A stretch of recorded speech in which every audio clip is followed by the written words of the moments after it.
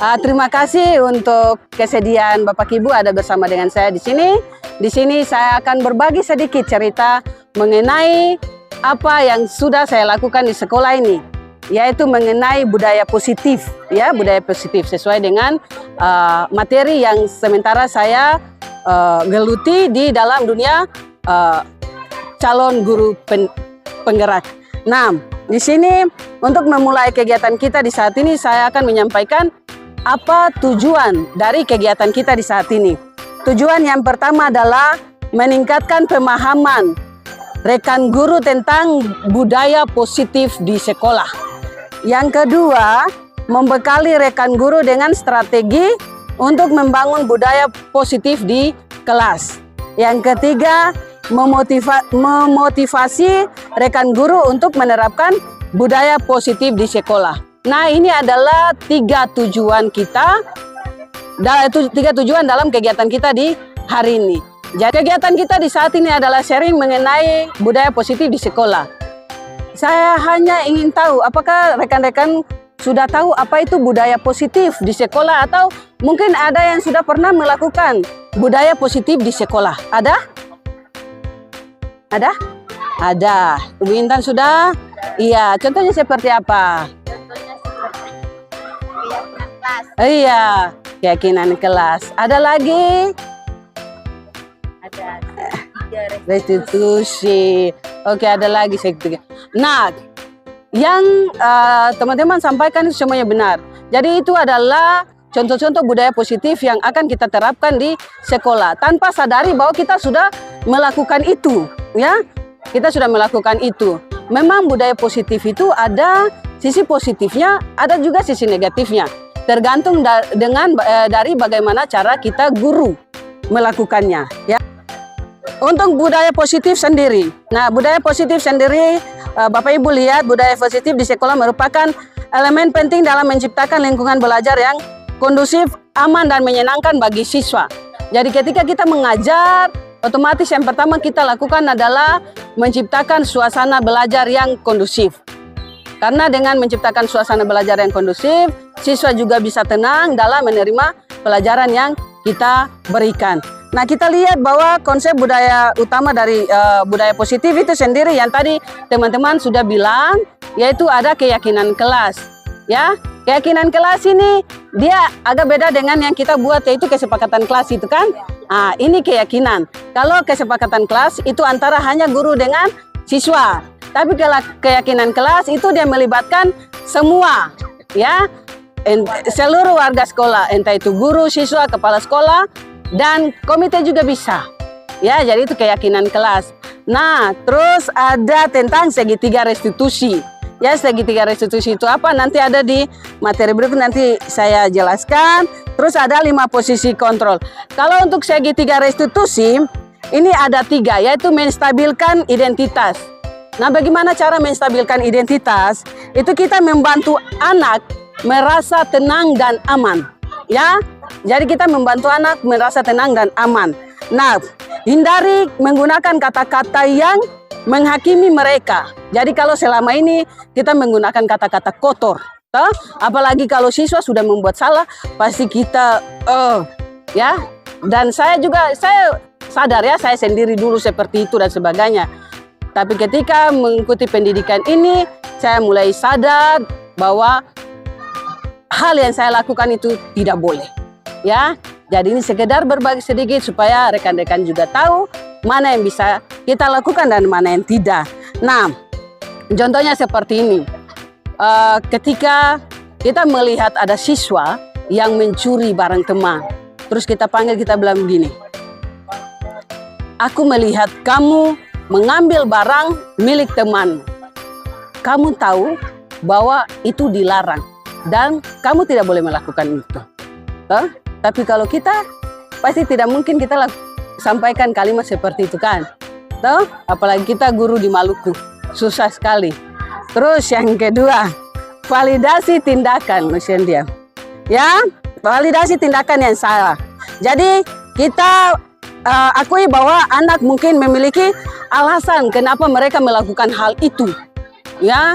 Jadi nanti kita bilang, iya, saya tahu mungkin kamu ingin untuk memiliki barang tersebut, tapi cara bagaimana kamu meminta atau mengambilnya itu salah. Ya kan? Iya. Terus ada menanyakan keyakinan. Kita berbicara dengan anak secara baik-baik. Jadi kita membuat mereka meyakini bahwa hal yang mereka lakukan itu salah. Apa yang jadi kita harus bilang begini, apa yang bisa kamu lakukan untuk menebus kesalahan yang telah kamu lakukan kepada temanmu? Karena hal yang kamu lakukan itu kan tidak baik. Dengan mengambil barang temanmu, tanpa sadar kamu sudah menyakitinya, membuatnya sedih, dan sebagainya. Nah, itu adalah segitiga restitusi. Terus kita masuk di 5 posisi kontrol guru. Nah, selama ini kan kita mengajar, kita tidak tahu bahwa posisi kontrol guru kita itu apa saja. Nah, di sini ada 5. Yang pertama adalah penghukum. Sudah tahu semua, kalau namanya penghukum semua sudah melakukannya? Sudah tahu? Iya, sudah. Dan siapapun dia kalau bilang tidak mungkin. Ya, sebaik apapun guru pasti sudah melakukan posisi yang pertama ini sebagai penghukum, ya. Ya, penghukum ini kita menggunakan hukuman verbal secara fisik maupun yang dengan kata-kata dan sebagainya. Terus pembuat rasa bersalah. Nah, pembuat rasa bersalah, guru menggunakan kata-kata lembut namun menusuk. Jadi seakan-akan kita berbicara dengan siswa kita yang salah, padahal siswa yang salah. Tahu? Jadi kita pokoknya itu adalah posisi kontrol guru yang kedua, yaitu membuat sebagai pembuat rasa bersalah. Terus yang ketiga adalah teman. Kita harus menjadikan posisi kita dengan siswa itu sebagai teman. Karena apa? Supaya mereka juga merasa nyaman. Tapi ingat, sebagai teman itu dalam tanda kutip. Karena kadang siswa kita kalau kita terlalu dekat dengan mereka, apalagi sering berbicara, tertawa dan sebagainya, nanti sudah tidak ada rasa hormat antara siswa ke guru. Jadi kita memang memposisikan kita sebagai teman untuk mereka. Sering mendengarkan keluh kesah mereka, apapun yang mereka ingin curhat atau ceritakan ke kita, ya kita dengar. Tapi harus ada batas. Terus ada pemantau. Kita bisa memantau siswa lewat cara-cara apa saja yang mereka lakukan, tapi harus dengan jauh. Jangan terlalu masuk untuk mencampuri urusan ke dalam siswa tersebut. Terus manajer. Nah, di sini adalah kita bekerja sama dengan siswa, menciptakan lingkungan belajar yang baik dan sebagainya. Saya rasa untuk posisi kontrol kita semua guru sudah melakukannya, kan? Bapak Noven sudah? Oke. Ada yang ibu dan bapak guru hebat. Peran saya dalam menciptakan budaya positif di sekolah. Sebagai guru, saya memiliki peran fundamental dalam menciptakan budaya positif di sekolah.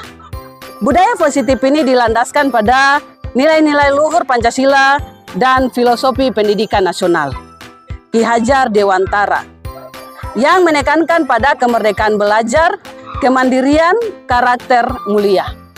Untuk mewujudkan budaya positif tersebut, saya menerapkan berbagai konsep inti, termasuk disiplin positif, motivasi perilaku manusia, posisi kontrol, keyakinan sekolah atau kelas, dan segitiga restitusi.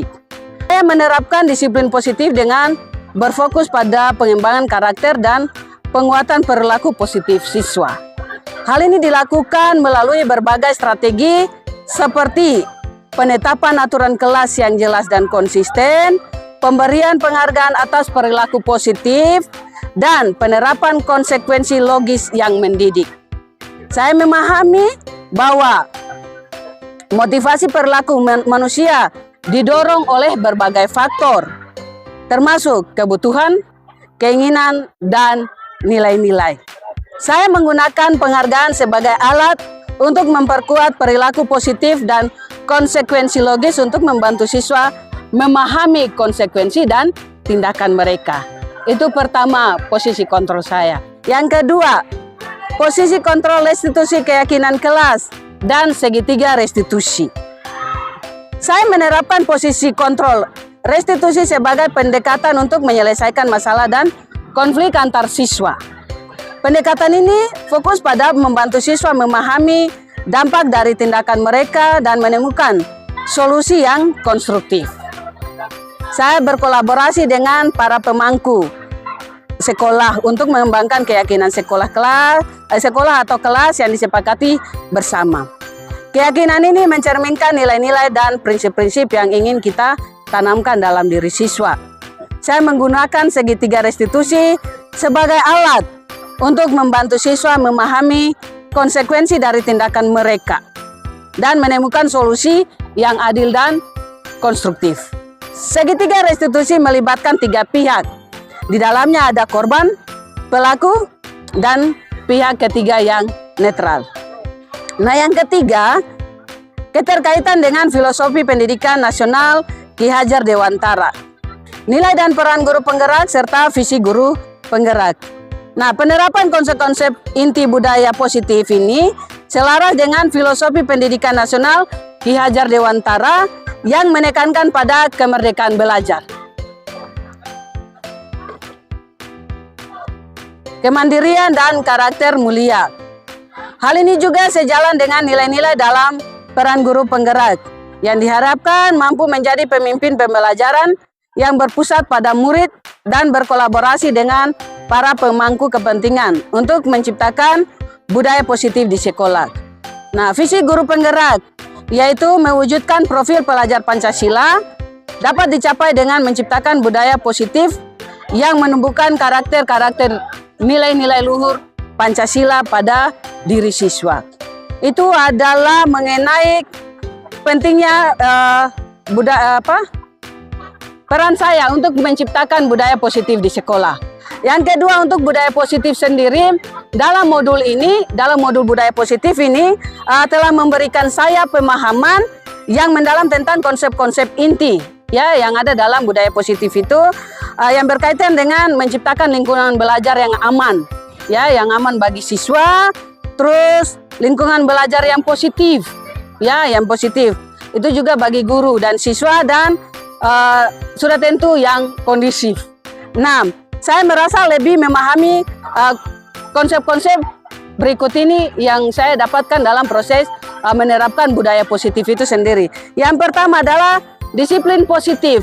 Nah, ini adalah merupakan pendekatan ya pada pengembangan karakter dan penguatan perilaku positif siswa, bukan pada menghukum atau mengendalikan mereka. Beberapa hal yang menarik di luar dugaan bagi saya dalam modul ini adalah pentingnya membangun hubungan positif dengan siswa, ya, pentingnya keyakinan kelas dan pendekatan segitiga restitusi. Untuk mempelajari modul budaya positif, cara berpikir saya dalam menciptakan budaya positif di kelas dan di sekolah itu berfokus pada metode disiplin tradisional. Tahu, kebanyakan. Ya, saya sering mengendalikan penghargaan dan hukuman eksternal untuk mengendalikan perilaku siswa. Sebagai seorang guru, saya memiliki pengalaman dalam menerapkan konsep-konsep inti dalam modul budaya positif di kelas saya. Salah satunya adalah dengan menekankan budaya sopan santun, ya, dan berbicara dengan penuh tata krama kepada siswa. Yang kedua, memberi contoh dan teladan.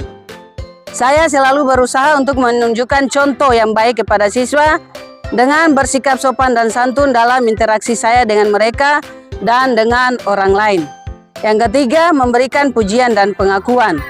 Saya memuji dan mengakui siswa ketika mereka menunjukkan perilaku sopan dan santun, seperti mengucapkan terima kasih dan tolong, berbicara dengan suara yang tenang, dan mendengarkan dengan penuh perhatian.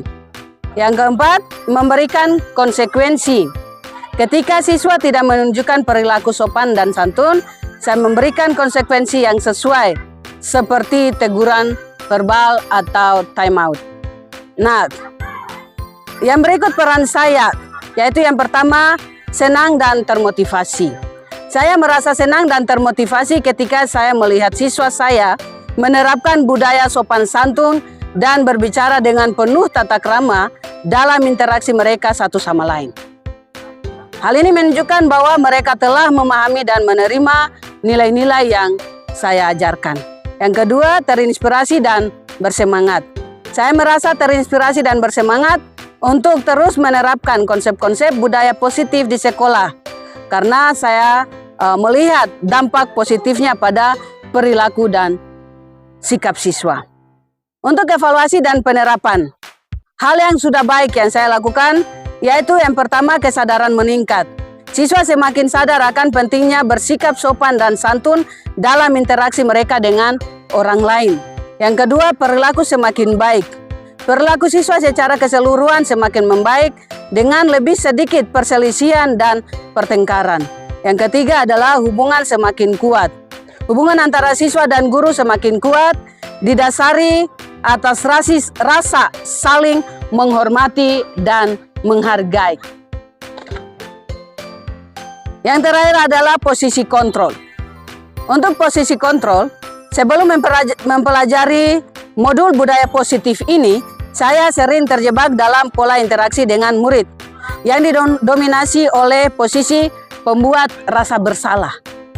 Ya, saya mudah tergoda untuk menggunakan rasa bersalah sebagai alat untuk mendorong murid agar berperilaku sesuai dengan yang saya harapkan. Saya akan membuat komentar seperti, bagaimana kamu bisa melakukan ini? Atau kamu membuat ibu kecewa. Perasaan saya sebagai pembuat rasa bersalah, yaitu yang pertama ketidakpuasan. Saya merasa tidak puas dengan hasil yang saya capai dengan menggunakan rasa bersalah. Murid-murid memang menunjukkan perubahan perilaku, tetapi hanya karena mereka takut mengecewakan saya atau orang tua mereka. Jadi dalam proses menciptakan budaya positif di lingkungan kelas maupun di sekolah. Yaitu yang pertama, keterampilan komunikasi yang efektif. Kemampuan untuk berkomunikasi dengan jelas, empatik dan terbuka sangat penting untuk membangun hubungan yang positif dengan murid, orang tua, dan rekan kerja. Yang kedua, manajemen emosi. Mampu mengelola emosi diri sendiri dengan baik sangat penting untuk tetap tenang dan profesional dalam menghadapi situasi yang mendatang. Yang ketiga, pemahaman budaya dan latar belakang. Memahami budaya dan latar belakang murid dapat membantu kita untuk lebih menghargai keragaman dan membangun hubungan yang lebih kuat dengan mereka. Yang terakhir, kolaborasi dan kemitraan. Bekerja sama dengan murid dan orang tua dan rekan kerja juga menciptakan budaya positif di sekolah sangatlah penting. Dengan terus belajar dan mengembangkan keterampilan ini, kita dapat menciptakan lingkungan belajar yang positif dan suportif, di mana semua orang merasa dihargai, dihormati, dan diberdayakan untuk mencapai potensi penuh mereka. Demikianlah yang saya paparkan di saat ini. Atas perhatiannya saya ucapkan terima kasih. Salam dan bahagia Ibu dan Bapak Guru hebat. Terima kasih.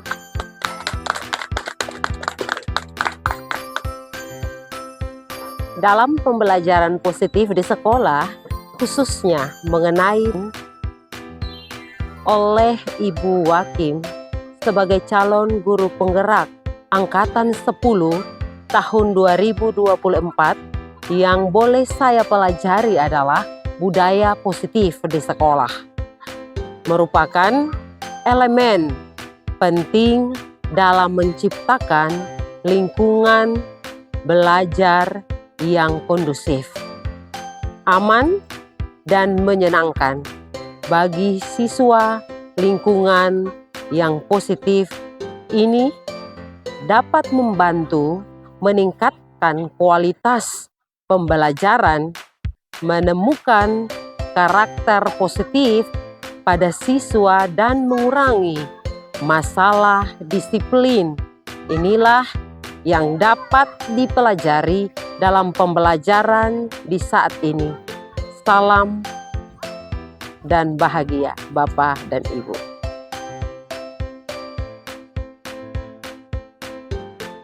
Saya bangga bahwa ketika CGP kami Ibu Ani Wakim lolos kemarin dan kini berproses lewat kegiatan calon guru penggerak, beliau bisa menampilkan yang terbaik dengan berbagai kegiatan yang telah diikuti, dan hari ini salah satu kegiatan yang dilakukan oleh calon guru penggerak bersama dengan pengajar praktik Bapak Roni Akakip. Mereka boleh melakukan diskusi bersama dengan rekan sejawat, dan kami merasa bahwa ini adalah bagian dari kurikulum merdeka yang perlu kita tingkatkan dalam kebersamaan kita untuk memajukan pendidikan yang ada di Kabupaten Kepulauan Aru. Sukses selalu untuk Ibu Ani Wakim, sukses selalu untuk Bapak Roni Akakip, Tuhan memberkati.